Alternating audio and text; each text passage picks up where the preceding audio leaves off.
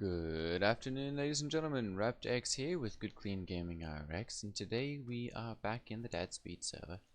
But we're doing something a little bit different today. Today I am starting a series that I'm entitling Economics, where we're going to be going over some of the basics of, well, I guess, market economics, and then how that applies to eco. So if you're excited for the channel, or sorry, for this this video series, and looking forward to learning more, feel free to drop a like and subscribe down below, and we'll go ahead and get started here. So I guess all free markets, which the ones most of the time in eco are governed by the laws of supply and demand.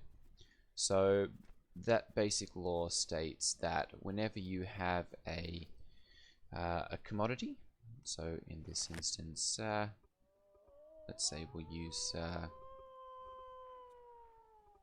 there we go, we'll use these ashlar chairs, that their demand is going to be obviously driven by, you know, the player's capital, how much they have to spend on those chairs, and then the supply is going to be driven by how much, I guess, how much money each individual has, each capital that each crafter of those chairs has, that they can use to afford all the different pieces and all that kind of thing that go into it. And then to some degree the construction of those chairs, the crafting of them by the people who can construct them, will be driven by the amount of profit that they can make. So you know, if you're looking at, you know, those ashlar chairs, and you can sell, yeah, maybe 2 or 3 of them, kind of thing, at 120 a piece, and it takes you 100 to make them, you're not going to make, you know, 50 of them and have them all sit on hand, because that's going to gobble up a whole lot of your resources and is not going to make you a whole lot of profit. So there is that to consider. Let's go ahead and do this with something a little bit more more readily usable. Let's go with coal, for instance, and some more iron bars, since I'm going to have to use that. We'll go ahead and pull up all of these as well. There we go. Okay, so iron bars, they're used for making steel. They're used for actually making iron things such as nails, iron pipes, all the iron gears and plates and all that kind of stuff that are involved in making all the steam tractors, and I believe one of the upgrades, or the research paper upgrades, and the advanced upgrade 4 is made with those. So that kind of controls the demand for iron bars. I guess at this point there's really not a whole lot of demand. We've got a total of let's see here, 1, 2, 450, 505, 535 iron bars currently on demand in the market, for various different prices, of course. Those will be the buyer prices are on there. And then over here you have the number that are currently available to sell and their respective prices. And as you can see, there are a lot more on the market here than there is demand for them.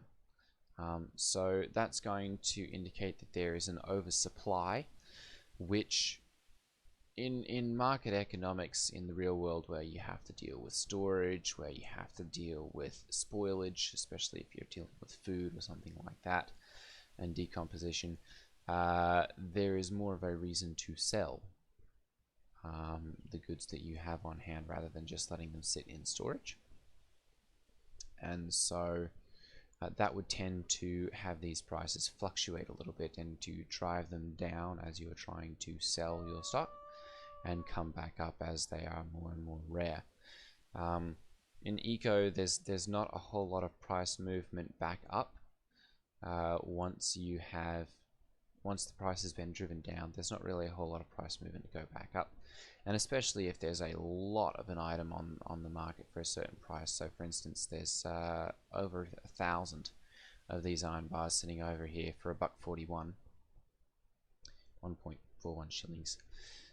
And so these numbers over here, this almost 3,000 and this almost 10,000, are probably not going to be sold here until these and these are purchased, and then these ones will come into the market. Simply because, you know, if you have something where you can get it for 10 cents cheaper, that's going to drive you to go over there and purchase that if it's at all reasonable to drive over there and purchase it. So I guess the sales volume is a factor number one of demand for the customer or by the customer, and then it's also a factor of the distance to the particular item that you're buying, which we represented over here, and the particular price of that item that you're going to buy. So people are always going to tend to go and purchase the item that is most accessible for the lowest price, I guess is the demand factor or equation. And then as for supply, the person making them is always going to attempt to make the most profit and sell the highest volume. So that's going to be essentially if they can make say one of these iron bars for 1.4 shillings and they're selling them for 1.6, and the market can't bear that kind of price point, they're going to bring it down, but only so much as they can afford to continue making them. If it drops below that 1.4, then it's no longer profitable to continue making them. And that's kind of what we see here with this 2.4 price on here. Those 10,000 bars have been at that price for a long time. And because there's more on the market that are below that price, those are not going to get sold unless these get purchased up. So that's kind of the basics of supply and demand. I know it's a little bit long-winded and harder to understand there, but that's essentially the way it works. So I guess if I go over my notes here,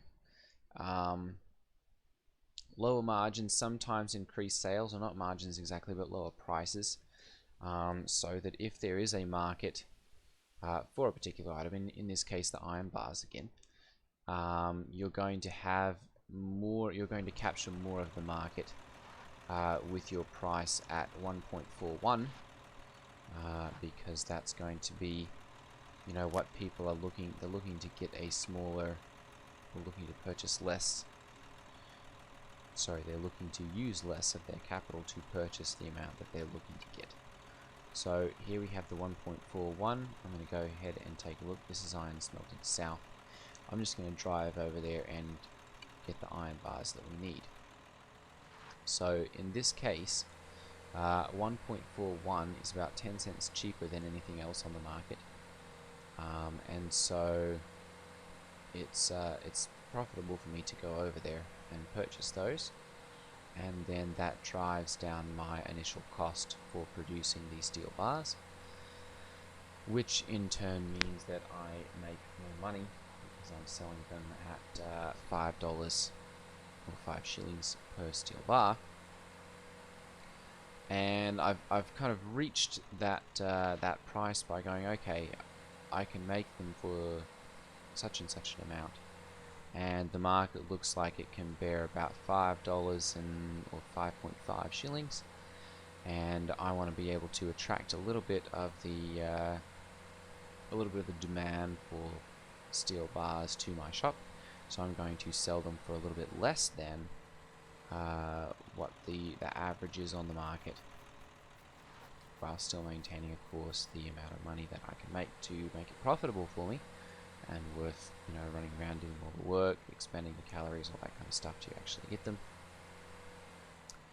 And so all of that is kind of factored into the price point for what I'm selling them for. So let's see here, iron smelting south, I believe, is right over here.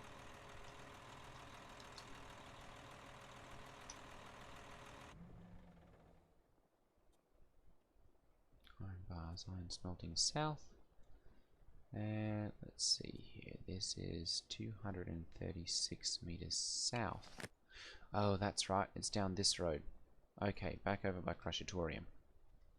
Alright, we'll go over there then. Can't mine from here. Okay, so the other thing that kind of governs supply and demand, of course, we mentioned, is how much a player can make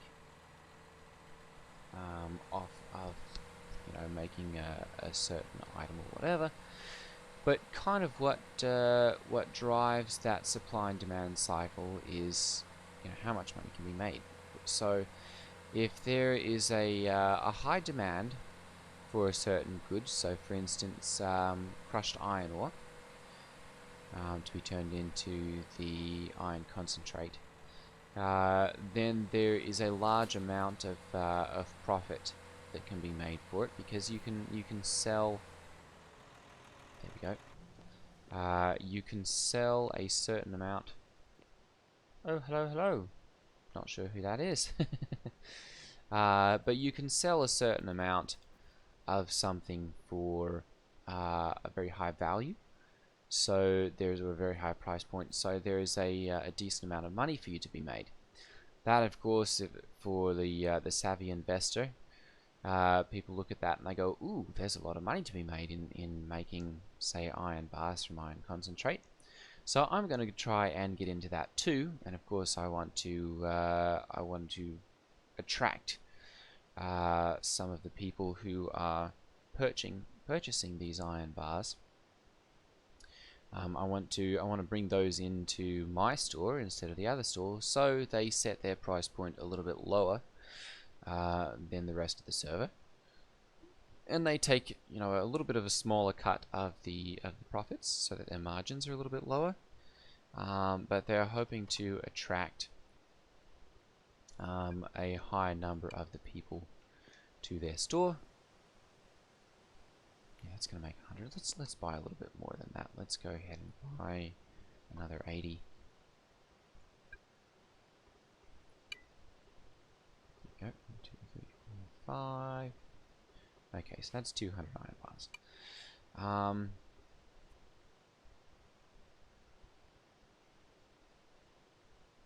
Candy slag crusher. Southeast. And they want an unlimited amount. Let's try this. Let's go for 100.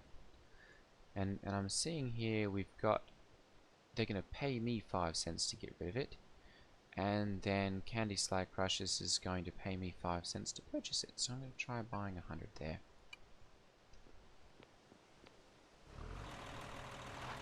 Because of course Candy Slag Crushers is just over here. Oh my goodness, that is a lot of sand. Now let's see here, resale, sand and rocks, slag crusher. There we go. So go ahead and pop into here, and we should be able to sell that 100. Ooh, not enough space. Okay, so it's a good thing we we haven't purchased any extra there, because there's a lot of the crushed slag that's currently available. Ooh, and there's 500 there. So here we go. Here's a good opportunity. So we can purchase it here. Ooh, actually, not a good opportunity. We can purchase it for 0.4, and then we can only sell it for 0.4 there. So there's no money to be made. Actually, we're going to be losing money because we're going to pay sales tax here, and then again when we sell that crushed slag at the other location. So there's no profit to be made in that one. So there's no market incentive for me to do that. So I'm going to leave this right here, and next time we are up at InstaSlag, we'll drop some of those off. Or I guess even for that matter, over here at Slag, yeah, that's not a profitable exchange. So we're not going to. He's buying it and selling it. Oh, okay, so that's just an accumulation station essentially. All right. Okay, so when there's a glut on the market, of course, of a whole lot of an item. So, for instance, in this case, the iron bars, where we've got well over 10,000 of them on the market.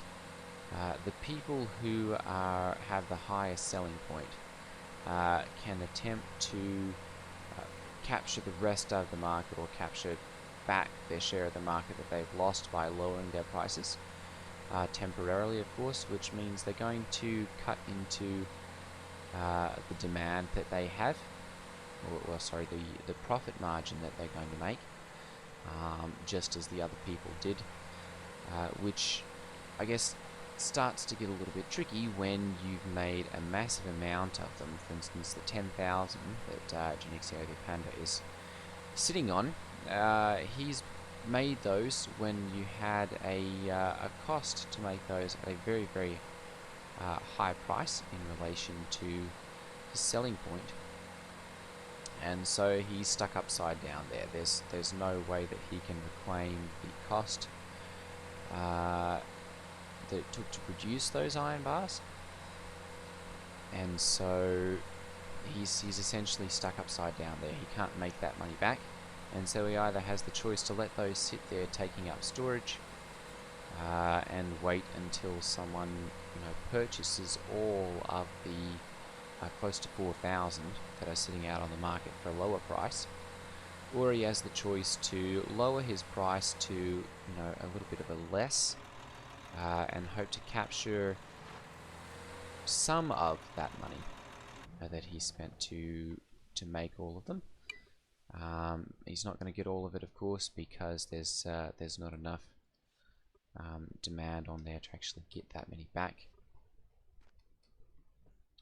and he's going to be competing, of course, with the other players on the market. So we're just going to go ahead and make 200 steel bars here. There's let's check demand on that actually.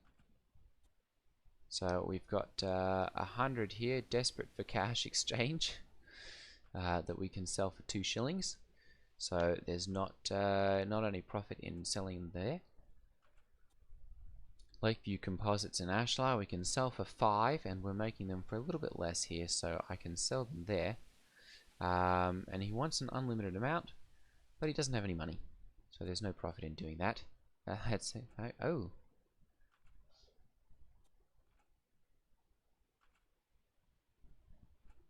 There are several people involved in that one. Okay, so that'd be part of it then. Ashlar and Beyond we can sell for $5.25, or 5.25 shillings.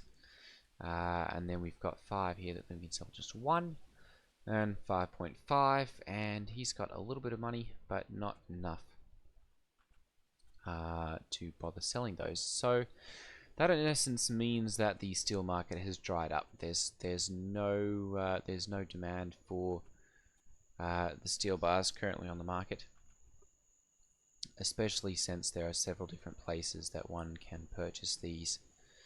There we go, steel for steel. There are massive numbers of this on the market, and so there's not really any advantage in me making this and selling it. So I've purchased that already. I'm going to go ahead and we'll make up an order here for 100, and I'll see about turning those into another product that will be worth my time and money actually making them. I'm going to have to go ahead and get some food here, because I'm about out at this point. So we'll leave those and let them make. The other difference between eco and real world economics is that economic opportunities here are measured in hours to days. There's enough competition generally on the market that that a person can mention something, as I've done several times in my videos, and say, oh, look, an economic opportunity, I'll take advantage of that tomorrow. and by the time I get back on and start looking at doing that, that economic opportunity is gone. Somebody else has taken that, or the price has fluctuated and changed, and so that's gone. Go ahead and we'll pop over here to the Sentinel Lake Bakery. There's some food over there, and that's quite close, meaning I don't have to drive all over the place to get it. And that's kind of a factor of the convenience. The prices that he has here for his meat pies and huckleberry pies, I believe, are a little bit higher than the rest of the market. So there's 3.5, 3.6, another, there we go, 3.5 at Tropical. But it's not worth my time to go over there and save the 20 cents for, you know, the 10 of them or so that I'm going to buy. So I'm going to go ahead and buy 10 of each and use 86 shillings to do that. And so that's kind of what Sentinel Lake Bakery here is making their money on, is simply the fact that they've got let's see here, 0.8. They've actually got pretty competitive prices there for the baked tomatoes and all that kind of stuff. And they're just counting, I guess, on the fact that they're closer. For a lot of the population, it's easier for them to pop over here and get those.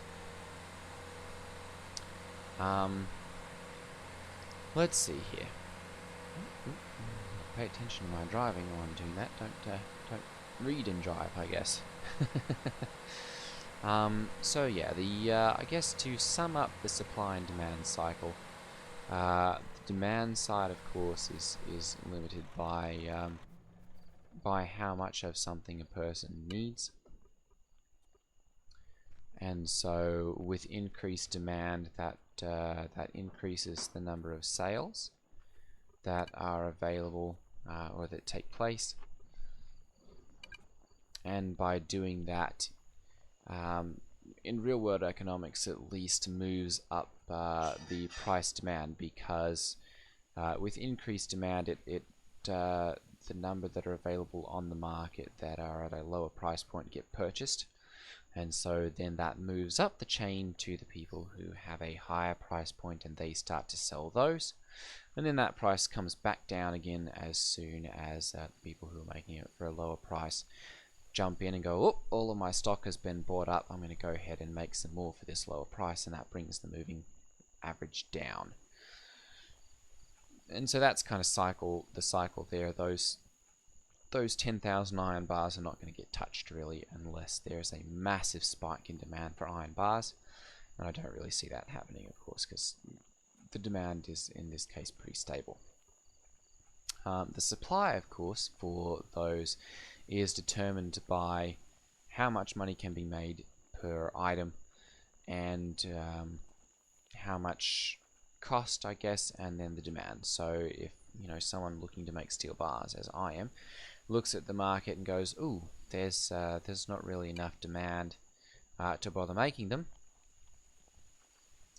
they're not going to bother investing a whole lot in making something, and especially considering that they have to be able to make a profit.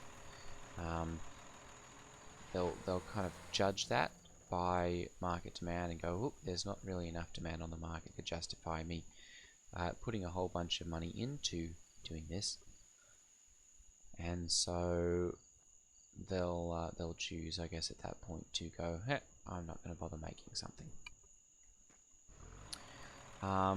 So that kind of wraps up supply and demand, and then on the supply side, what I guess what factors into availability of an item will just be the amount of money that that person can make. If there's more money to be made on the market, that encourages people to make a product and put it up on the market than to be purchased.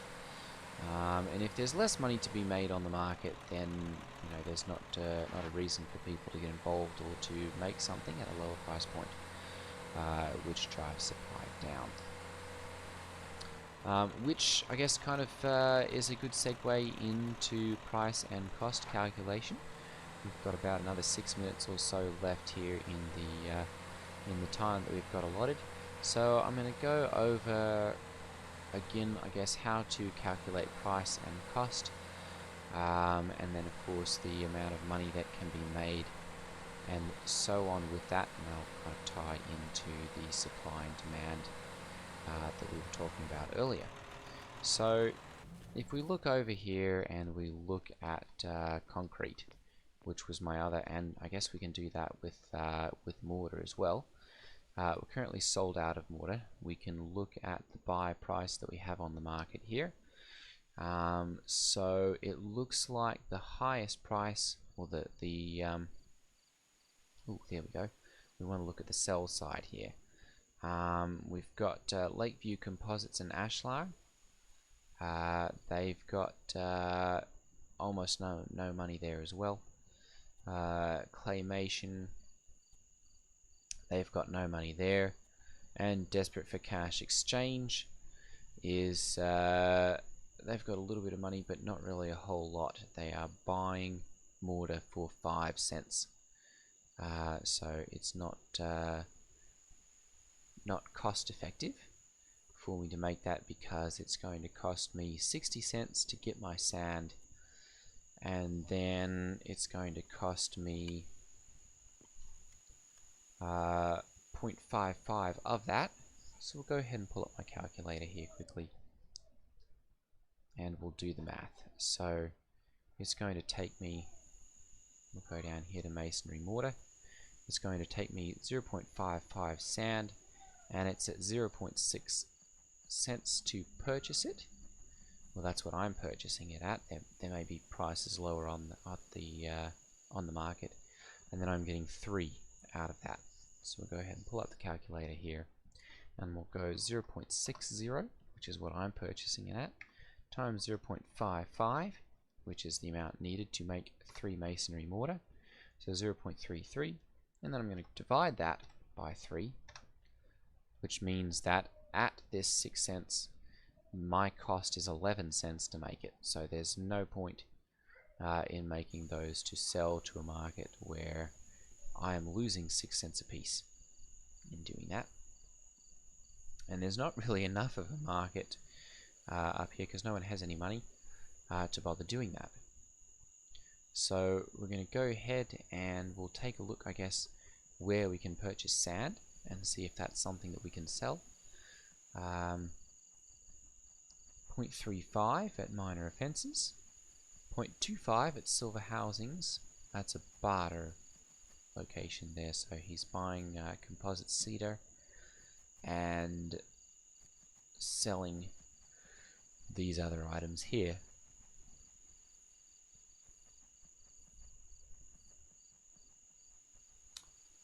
So it looks like 0.3, I guess, is the lowest that we have on the market, and that's a little bit of a ways away. But if we look at that, that's cut our cost to manufacture in half. So I'm still looking at 5.5 cents to make these, which is below my my selling price, which means there's no profit in making them. Reinforced concrete.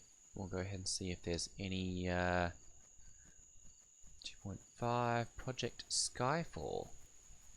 There are 200 of them. He's got a decent number of shillings. So I'm going to go ahead and I'm going to see first of all how many I actually have on hand. In this case, 0. I've got a decent amount of clay and limestone here. So I'm going to go ahead and make some cement.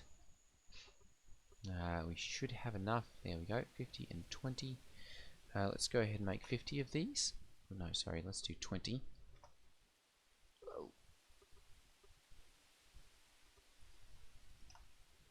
There we go. How about 38? Nope. There we go, we make 30 of them. And that'll get 60 cement, so I'm going to go ahead and we'll do the work on that. That'll clear up my inventory there, and we can go ahead and make some reinforced concrete here quickly as well. We'll go ahead, since I've already purchased those, I'm just going to go ahead and make 50 of these up. Well, at least as many as I have there. I've got 50. Wait, that is. I can make 55. So we'll go ahead and add those to the queue as well, and we'll be able to make those. And of course, I'm making 50. It's going to be a multiple of 4, so I'll be able to make that 200 and potentially sell those.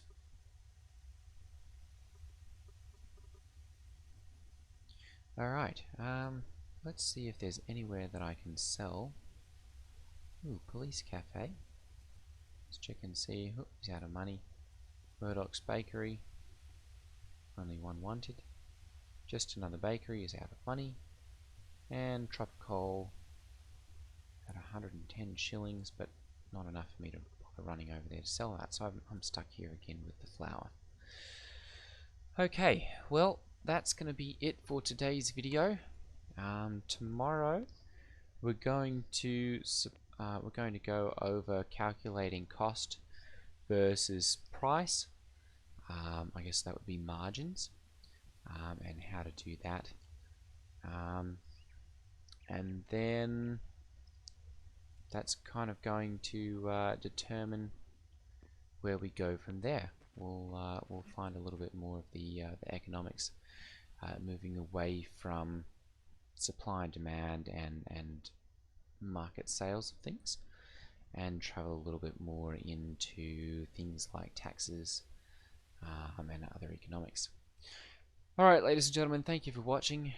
If you've enjoyed this and found it to be helpful, go ahead and drop a like and a comment down below, and I will see you guys in the next video.